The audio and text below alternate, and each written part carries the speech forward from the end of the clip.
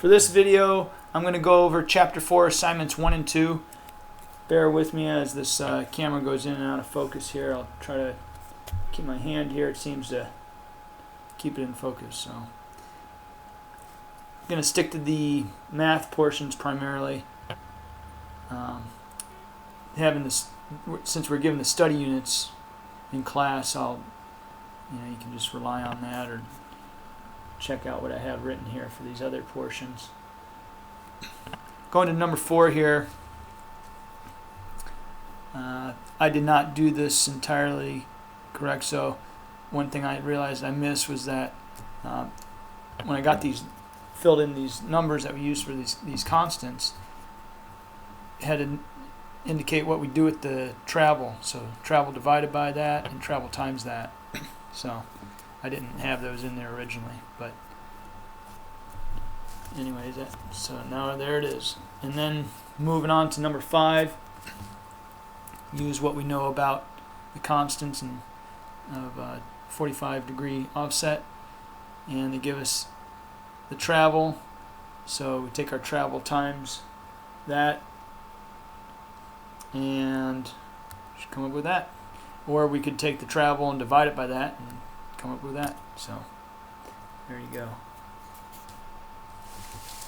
Number 6, just a good formula to use or to have as a backup in case you don't know or remember what the constants are. You can always use that as a backup.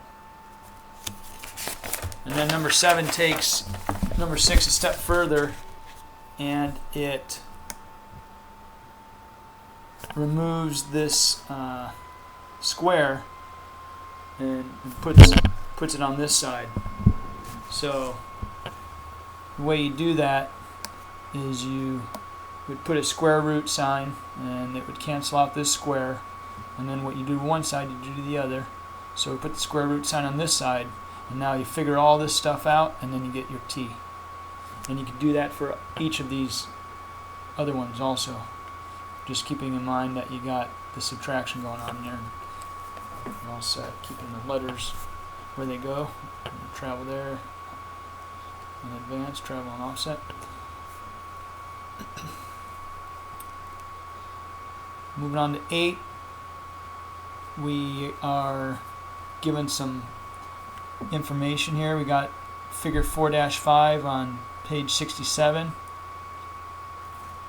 and use that as a reference, and then we're going to solve for the offset of a 60-degree measurement having an advance of 22 inches. So looking at this table, we see that when you have the advance for a 60 degree, you solve by multiplying that advance times this constant here of 1.73.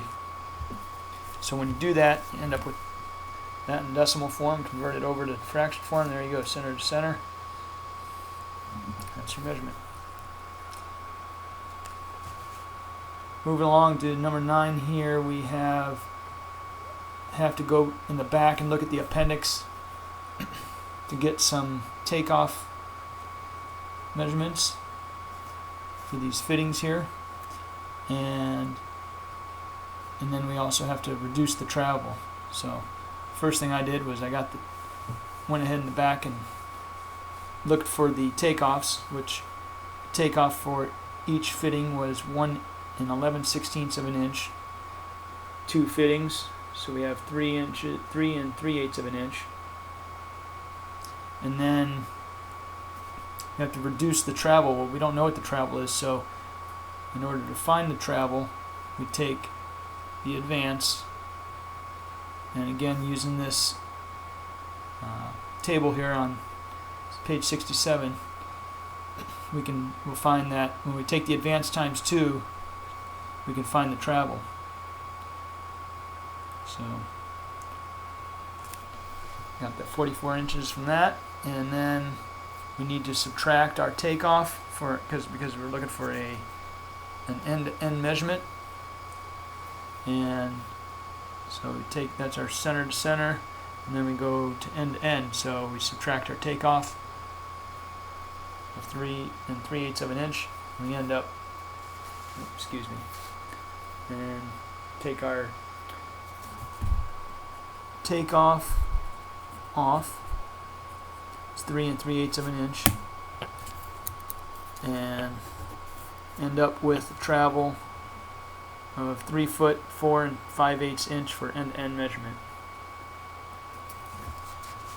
Now number 10 was a tricky one for me, and I did not really understand that one right off the bat.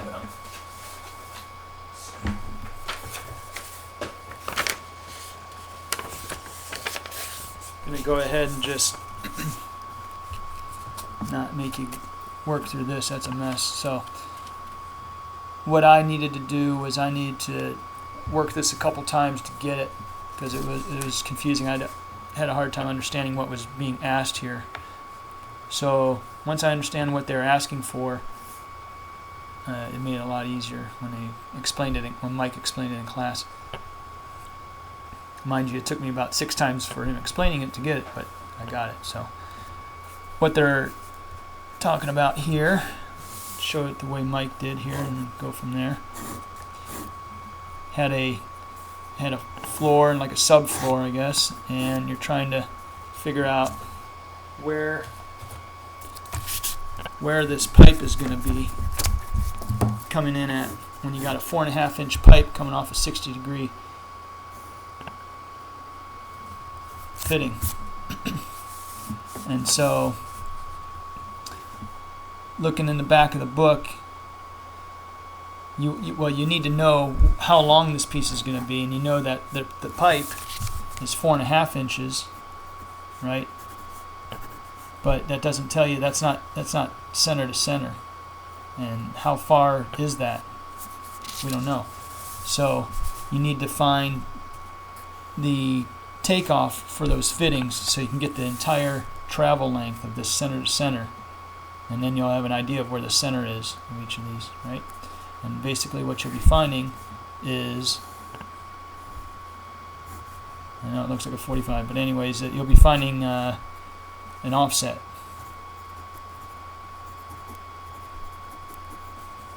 Okay?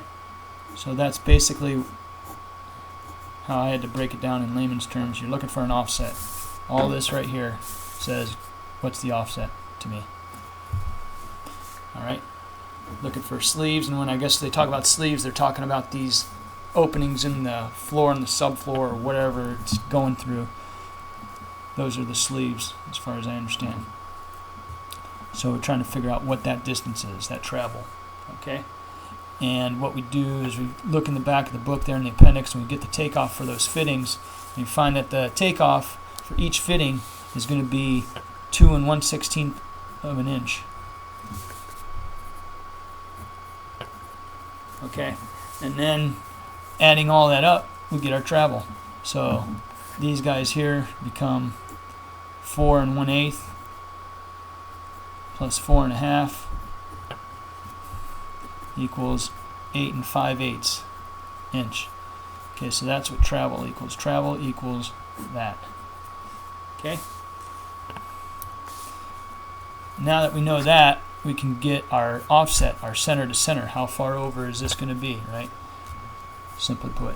So looking at this table again up here from number 8,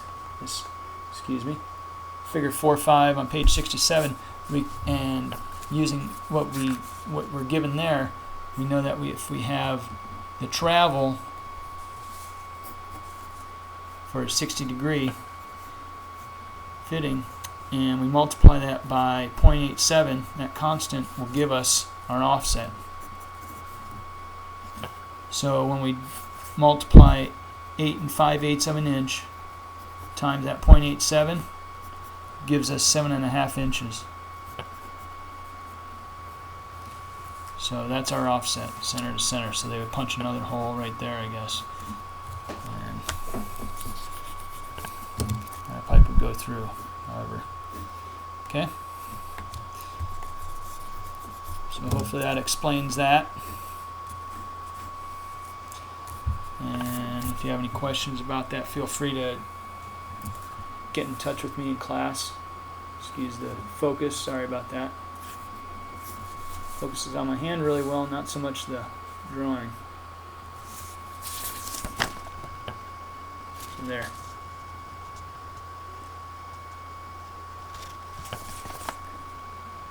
Okay, bear with me.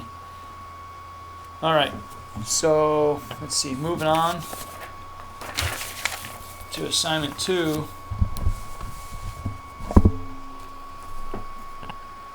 We have this problem here is pretty straightforward. They're just asking what the fittings are. So you're going to have 45 for each of these, all the way up here. Each of these Y's here. And then, let's see, just moving along here. Basic stuff about constants and formulas that we've seen before. We've got our 8 foot here, AB is 8 foot, because this is 8 foot. We got our 45, so 8 foot and 8 foot. CD 6 foot, and it'll be 6 foot. Got 4 foot here, so that'll be 4 foot here, EF, and then 2 foot and 2 foot. And then on number 4, they're just looking for a statement about why these are equal,